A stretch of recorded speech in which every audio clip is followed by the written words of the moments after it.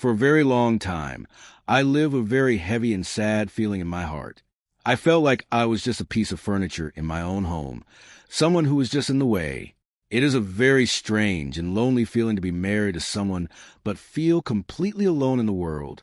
You share a house, a kitchen, and a bed, but the person next to you feels 1,000 miles away. One day, I made a very quiet choice that changed my whole life. I did not scream or yell at anyone. I did not make a big, loud scene. I did not even tell my wife what I was doing or what I was thinking. I simply took a big eraser and wiped away the one special day that was supposed to be just for the two of us.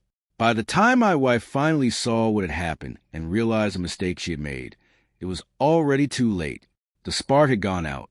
For almost a whole year, my wife Emily had been like a ghost living in our house. She was not a mean person, and she never spoke to me in a loud or angry voice. She just was not really there anymore. Her mind and her heart were always somewhere else. She would come home very late from her job at the office, and she always said the exact same things. She would say she was too tired to talk or too busy to do anything else. Our long talks, which used to last until the sun came up, turned into short, one-word answers. We stopped holding hands when we went for walks. Even looking into her eyes felt like a very big task that I had to work very hard to achieve. Every single time I tried to talk to her about how lonely I was feeling, she would say the same few things. She would say, "Not right now," or "I am just too tired to deal with this." At first, I tried to be a very kind and understanding husband. I told myself it was just because her job was very hard and stressful. Then, I started blaming myself for the distance between us. I thought that maybe I was not fun to be around anymore. I worried that I was just not enough for her, or that I had become boring. But the time she turned me away kept adding up like a big pile of heavy stones on my chest. I would ask if she wanted to go on a fun date, and she would say she already had plans with the people from her office. I would ask if she wanted to go away for a weekend to see the mountains, and she would tell me she hated traveling. Even a simple, warm hug was very hard to get. She would step back slowly, making me feel like I was asking for something way too big, like I was asking for the moon and the stars. But even though it hurt a lot, I stayed. I did all the cooking for our meals. I kept the house very clean and tidy. I waited for her every night on the couch. I hoped with all my heart that things would get better soon. Our 10th wedding anniversary was coming up very soon. 10 years is a very big deal, and I had been planning for it for months without saying a single word. I wanted it to be a big surprise. I had found a beautiful little hotel right by a blue lake. I made a booking at the same fancy restaurant where we went on our very first real date. I even bought a beautiful necklace that I saw her looking at in a store window a very long time ago. I had saved my money for it. I really wanted this special day to help her remember what we used to be like when we were happy together. 2 weeks before the big day, I finally sat her down to tell her the news. I showed her the colorful papers for the hotel by the lake. I tried to sound very happy and excited, but deep down, I was just hoping she would care even a little bit. She did not even look up from her phone screen.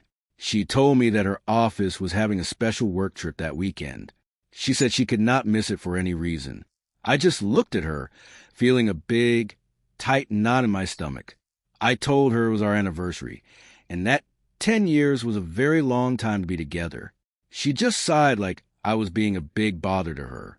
She told me I was being too dramatic, and that we could just celebrate some other time when she was not so busy.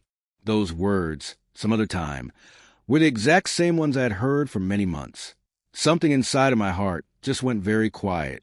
That night, while she was fast asleep, I went on my computer and I canceled every single thing I had planned. I canceled the hotel by the quiet lake. I canceled the dinner at our favorite spot. I canceled the special gifts I had ordered. I did not send her a text about it. I did not bring it up again in conversation.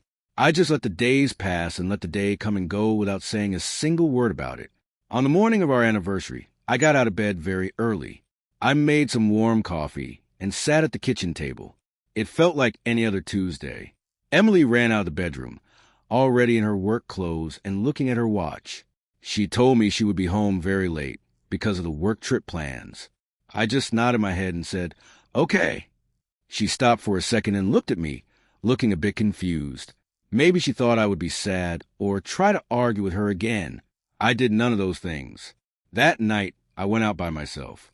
I did not go to a fancy or expensive place. I just went to a quiet little diner down the street.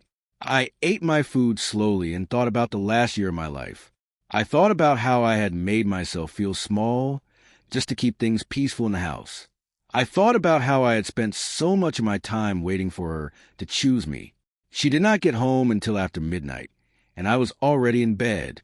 The next morning, I could tell something was different in the air. She looked very worried. She kept looking at me like she was trying to find an answer to a question she was afraid to ask out loud. She finally asked me why I did not say anything the day before. I asked her, "About what?" She said, "About our anniversary." I just shrugged my shoulders. I told her she was busy with her trip. She looked very upset and asked why I didn't even try to remind her. I looked at her then, really looked at her for the first time in a long time.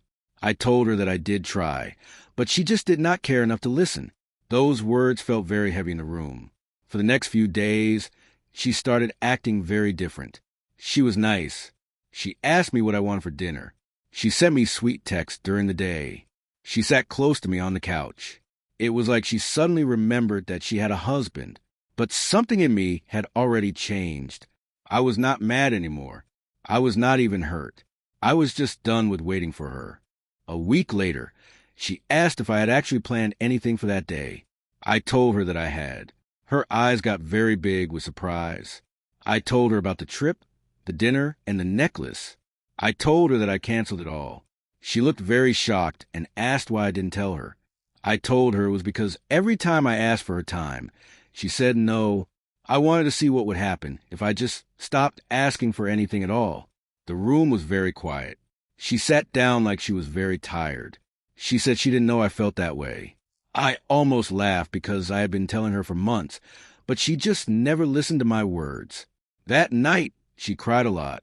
She said she didn't realize how far away she had pushed me. She said it was because of work and being tired. She said she thought I would always be there no matter what happened. She didn't think one day could matter so much. But it did matter. It was not just about the day. It was about what that day meant for us. I told her that when you stop choosing the person you love, they eventually stop choosing you too. The next few weeks were not easy for us. She tried so hard. She gave me compliments and tried to make plans. But the way we felt about each other had changed forever. I was not the one chasing her anymore. I was not begging for her to notice me. A month later, I told her I needed some space. I did not want to fight. I just wanted to be honest. I told her I did not know if I could stay in a marriage where I felt like I was not even there. She got very scared and promised to change and go to therapy. Maybe she really meant it this time. But sometimes by the time the other person finally wakes up, you have already moved on in your heart. Canceling that trip was not about being mean. It was about choosing myself for the first time in a long time. When she realized what she lost, she realized it was not the trip or the gift. She lost a man who used to try so hard to love her. And that is much more painful than any fight. If this story touched your heart, please join our group of caring friends.